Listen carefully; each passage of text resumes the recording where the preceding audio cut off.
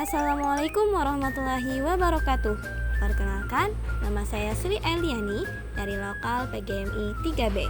Di sini saya akan membawakan materi yang berjudul Sistem Saraf dan Sistem Hormon pada Manusia.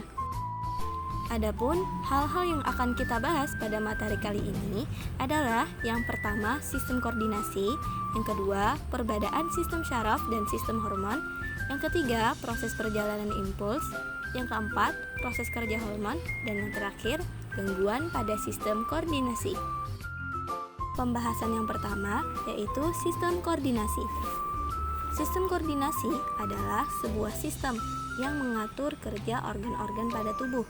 Sistem ini berperan untuk memerintahkan setiap organ untuk dapat bekerja sama mendukung fungsi tubuh agar bekerja dengan baik.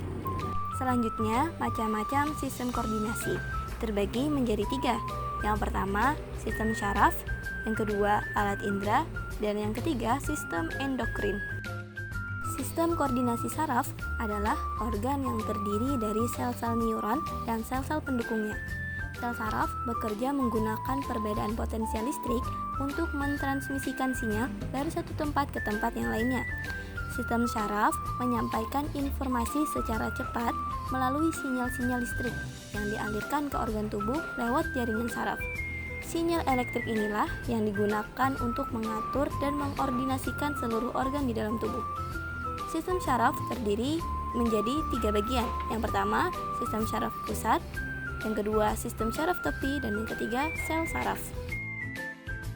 Jenis sistem koordinasi pada manusia yang lainnya adalah alat indera.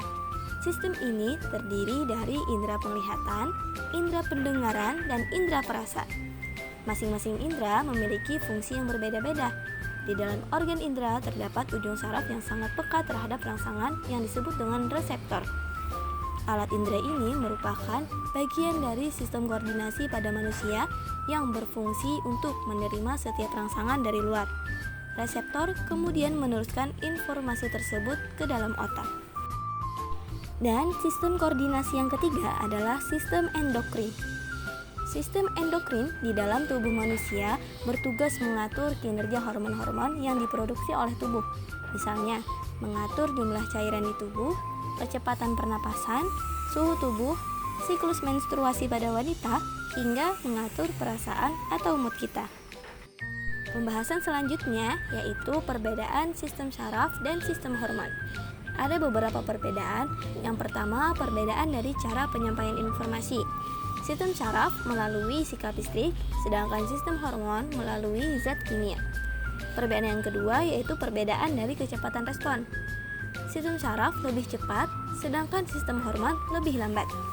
Perbedaan ketiga yaitu perbedaan dari pembawa sinyal. Sistem syaraf melalui neuron, sedangkan sistem hormon melalui sistem sirkulasi darah. Dan perbedaan yang keempat yaitu perbedaan dari jenis responnya. Sistem syaraf langsung terhadap rangsangan luar, sedangkan sistem hormon tidak langsung terhadap rangsangan internal. Lanjut ke pembahasan proses perjalanan impuls.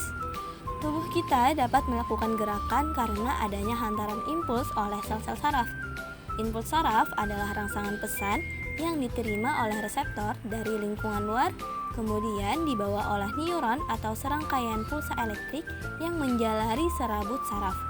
Contoh impuls yaitu perubahan suhu, tekanan, bau, aroma, suara, benda yang menarik perhatian, dan berbagai rasa seperti rasa asin, manis, asam, dan pahit. Pembahasan selanjutnya yaitu sistem kerja hormon. Hormon merupakan zat kimia yang diproduksi dan dikeluarkan oleh kelenjar hormon untuk kemudian dialirkan menuju ke organ tubuh yang dikehendaki melalui plasma darah.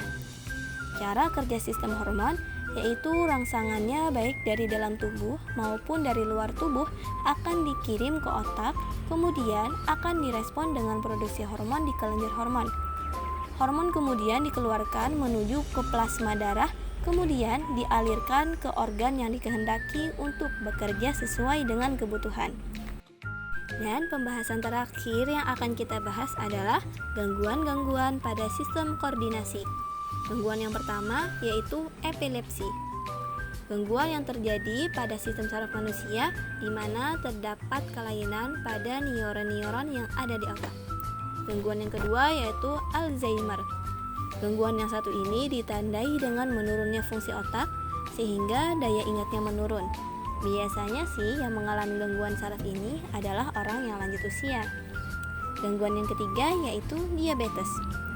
Penyakit yang satu ini merupakan salah satu gangguan pada sistem endokrin. Ini terjadi ketika kelenjar pankreas tidak bisa menghasilkan insulin yang cukup bagi tubuh. Dan gangguan yang keempat yaitu buta warna. Penyakit yang satu ini merupakan gangguan pada sistem indera manusia, khususnya penglihatan. Penyakit ini merupakan kondisi di mana mata sebagai reseptor atau sensor tidak bisa membedakan warna. Dengan begitu, informasi yang akan ditransfer ke saraf pusat tidak akan maksimal. Dan biasanya, gangguan buta warna ini bisa juga disebabkan karena faktor keturunan. Sekian materi yang dapat saya sampaikan, semoga bermanfaat dan terima kasih telah menonton. Wassalamualaikum warahmatullahi wabarakatuh.